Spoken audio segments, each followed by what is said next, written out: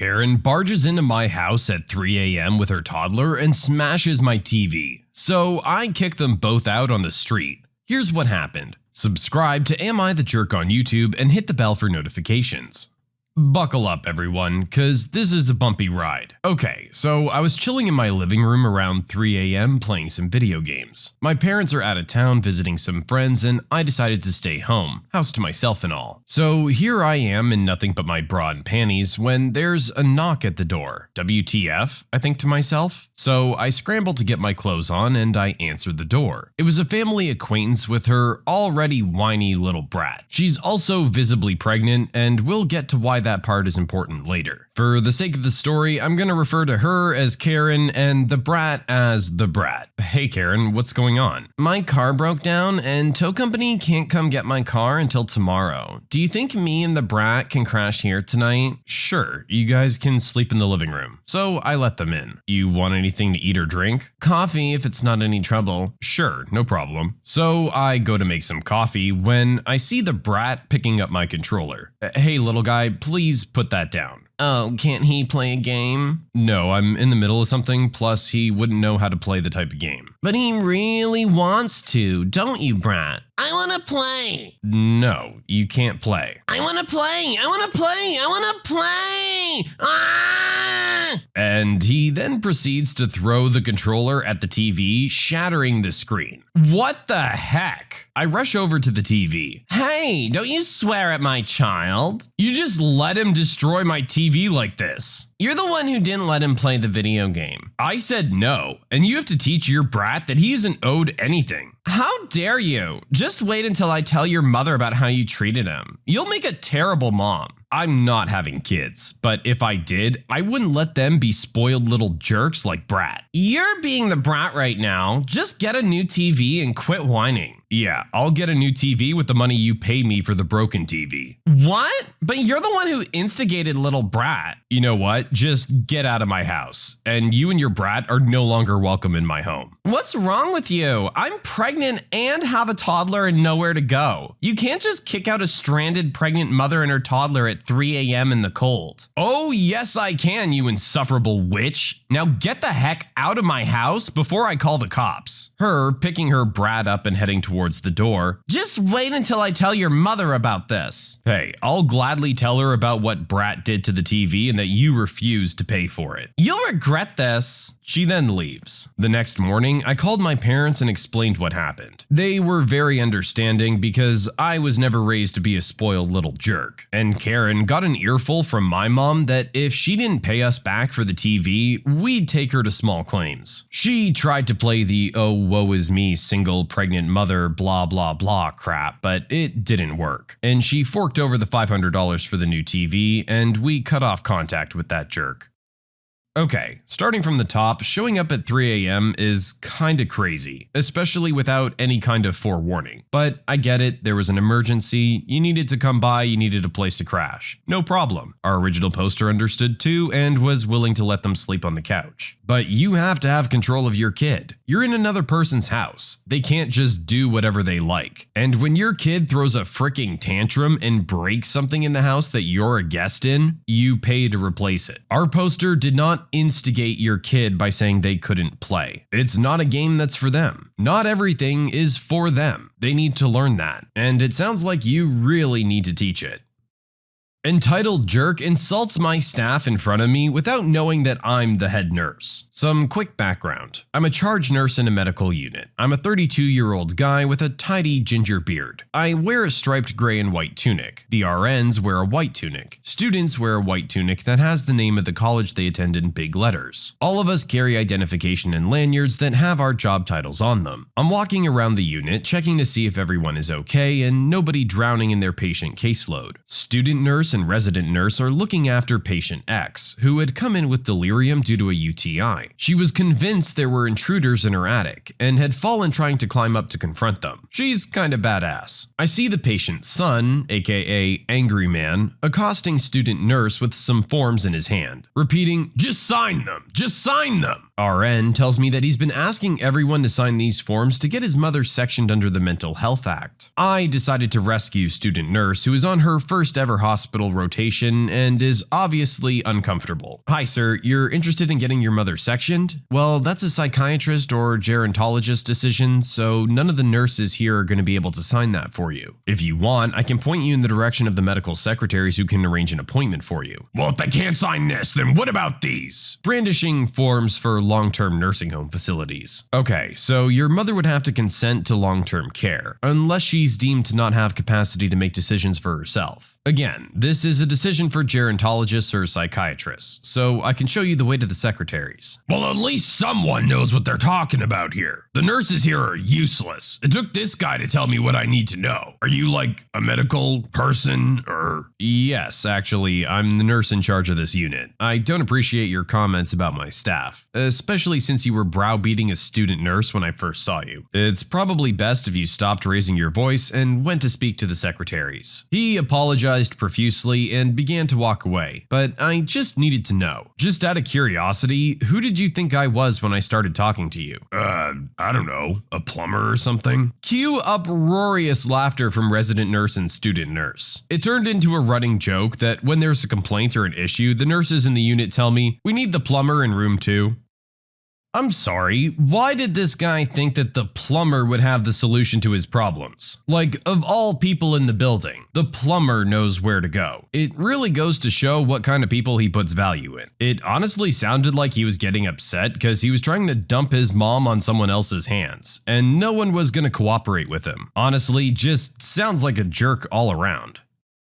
Kids in my father's class won't stop destroying the class plants, so he lays a little trap for them. This happened to my father, not me, but I find it rather funny. My father was a teacher. He taught several subjects during his career and spent the last 15 years teaching science. He spent most of his career teaching the more difficult students. One year, the teachers were all upset because students kept killing their plants by ripping off the leaves. My dad wasn't really fond of plants. Even though he didn't like having a lot of plants around the house, he started thinking of ways to get the kids to stop killing the other teachers' plants. Finally, he came up with a way to teach the kids to not mess with plants. A few days later, he put 3 potted plants by the window in his classroom. He had a sign by the plants warning kids not to touch the plants because they were dangerous. He told every class that they were to leave the plants alone because something bad would happen if they didn't. Then he waited. He made sure to check the plants near the end of every class. 2 days after putting the plants out, he noticed that a lot of the leaves were missing from one plant. He had all the students line up against a wall and he checked all the desks for leaves. He didn't find any of them. The next day, 2 students come in before school with their parents. They want to know what kind of plants he had. They had horrible rashes all over their hands and groin area. Their parents were quite upset at my dad for harming their sons. My father told the parents that every class was warned to not ever touch the plants. He showed them where the sign was and let them see the very clear warning. Then he asked the boys how they got rashes in that area. The boys had to tell their parents that they ripped leaves off the plants of every teacher they had, and that they thought the sign was just to keep kids away from the plants. When the whole class was lined up so that everything could be searched to find out who destroyed the plants, they stuffed the leaves in their underwear. The parents were furious with their kids. They weren't pleased to have their kids get rashes from plants in the classroom, but that paled in comparison to their anger with their kids. The boys missed several days of school until the rash cleared up. My father then told each class that the plants were poison ivy. He taught the entire class not to mess with other people's plants. You never know what might happen. It stopped the plant destruction for that year. Of course, the administration made a rule that you cannot have dangerous plants in the classroom. No one thought to make a rule about this because most people don't plant poison ivy in pots and take them to school. FYI, for some reason, my father doesn't get rashes from poison ivy, poison oak, or poison sumac. Planting some in a pot was easy, as he kept some planted in an area of the backyard that he wanted my brother and I to stay away from. My dad just exclusively uses poison ivy to teach little jerks lessons. I mean, I guess that's one way to do it. This is probably from a little while ago because I assume if this was something from a more modern day story that this would have fallen a lot harder on him. But I digress. I can't argue with the results. You'd think that the sign alone would be enough to warn the kids. It's kinda their own fault for completely disregarding it. Also, why are you picking all the leaves off the plants? What could they possibly do for you?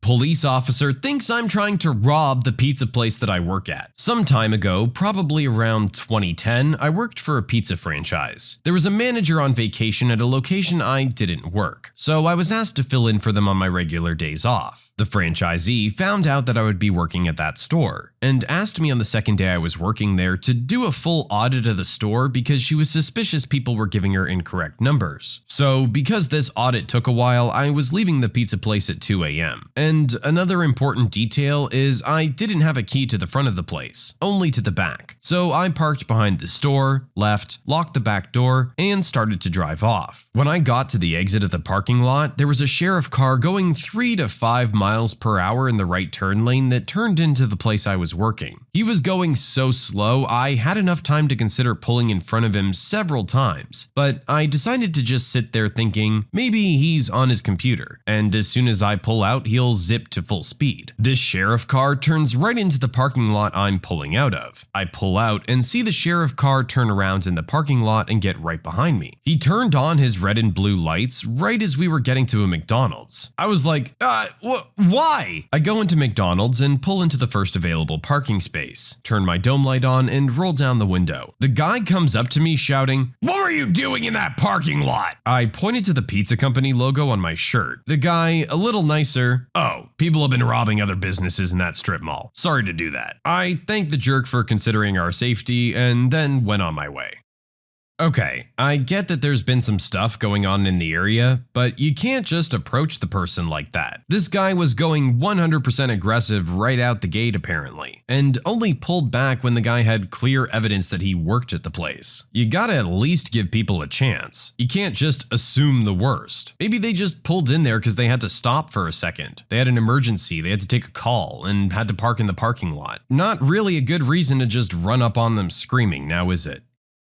I told my friend I'm not hanging out with her anymore until she has her own money. I want to start off this post by saying I'm a single mom who works hard for my money. I love going out to eat and buying things, but I also save up for these things. I recently made a friend who I'll call Minnie. A few times I've treated her because I asked her to come with me to restaurants. Anyway, one day Minnie invited me somewhere, so since I paid for her in the past, I thought she would cover me. I ordered something cheap that was about $10 and I had a water, and she got herself about $40 worth of food. When the check comes, she hands it to me and tells me that she only has $11. I was quite confused. If you only have $11, why order almost 4 times the amount in food? I covered the tab. Then it happened again on my birthday. She ordered food but also didn't have money, so I paid. She invited me over for dinner, and when I got there, she told me I needed to help pay for the chicken she wanted to make and then told me to go to the store. I went back home and got 2 leftover chicken thighs I had and gave them to her, and she was upset but said it'll do. Then one day while I was solo at a restaurant, she and her husband showed up and sat with me. I had a feeling she might do this again, but I only had a gift card to that place and my phone. This particular place didn't take Apple Pay. The check comes and she tells the waitress to cut it down the middle. I immediately said no, because I only ordered $18 worth of food and planned to use the rest of my $25 gift card for a tip. She was shocked and asked me how she was going to pay for her almost $90 order. She huffed and told her husband to use the credit card. Apparently, she told him I would help cover the bills, so he got mad at me for taking it back. I never said I would pay for them. Then this morning, she asked me if we were going out to lunch. I told her no, because I know she would find a way to make me pay again. And then I told her I won't go anywhere else with her until she actually has her own money. She's since been ignoring me, and I'm perfectly okay with this friendship ending, and told her that this friendship isn't worth it and to stop talking to me altogether. Later in the day, her husband messaged me and told me that I was a jerk for hurting her feelings and that friends treat friends. He mentioned how she would cook for me, and I said, yeah, with food that I bought and shared with the two of you. He didn't say anything else other than telling me I was rude and only valued money. So tell me, was I the jerk for saying this to her, or could I have been nicer about it? I think you're right, and that you're a lot better off now that she's no longer involved in your life. I'm sure she was a nice person and fun to hang out with, but she clearly just wanted you to pay for all her meals. I'm sorry, but no matter how cool you are, that's a deal breaker. It's a two-way street, my friend. You can't expect me to always be paying for everything for you and then not reciprocate once in a while. It's one thing if you're offering, but the way she's just expecting you to pay for everything is just gross.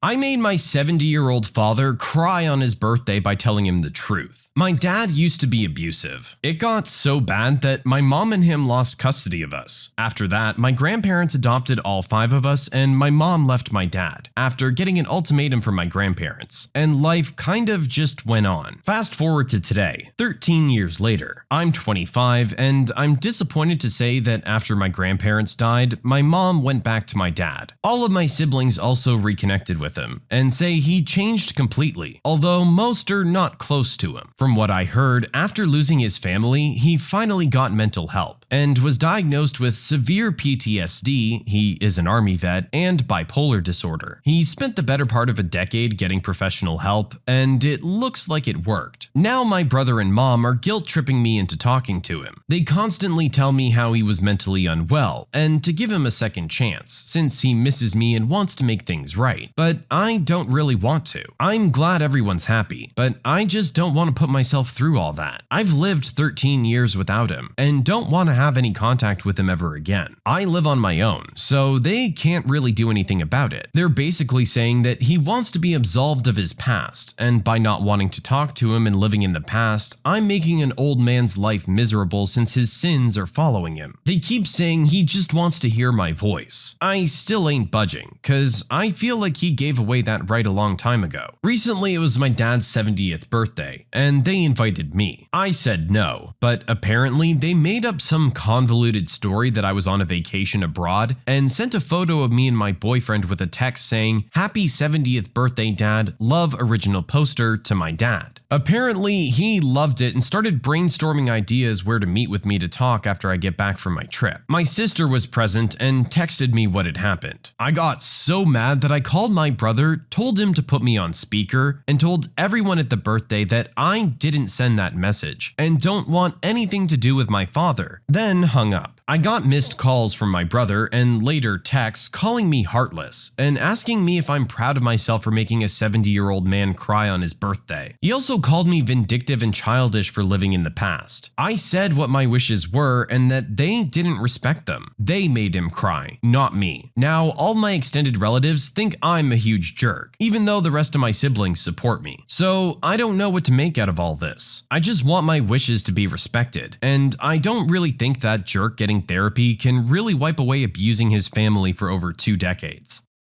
I agree. This one's on your family, not you. They set him up for this. They can't just drop that and expect you to go along with it, especially when you've been strongly against it from the beginning. And I don't blame you for being against it. That's great that he might be doing better now, and that everyone else is getting along with him. But as you said, you've moved on with your life. You don't want to get into that, and you're not obligated to. Them trying to force it on you isn't fair to anyone involved. And now look at the results.